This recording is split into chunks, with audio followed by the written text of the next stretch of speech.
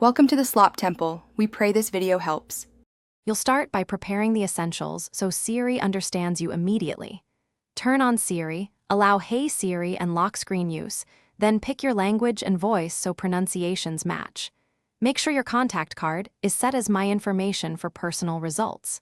Once done, test the wake phrase and a few commands for volume and mic pickup.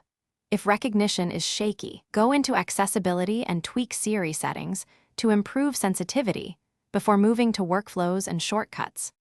Now you'll construct shortcuts that save real time and friction.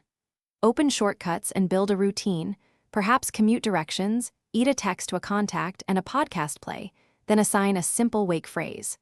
Make sure to add confirmations or variables if choices are needed, and chain app actions like Maps, Calendar, and Home for seamless execution.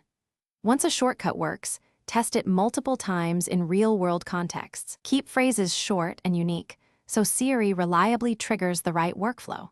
Finish by refining commands and securing access so Siri is both helpful and safe. Use clear, natural phrases and repeat any commands that fail so Siri adapts.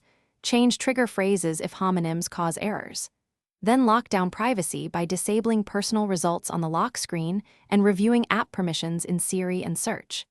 If things go wrong, restart your device, toggle Siri off and back on, check microphone access and network connectivity, and reset settings only as a last resort to avoid losing custom shortcuts. Thanks for watching. Consider subscribing if we helped you.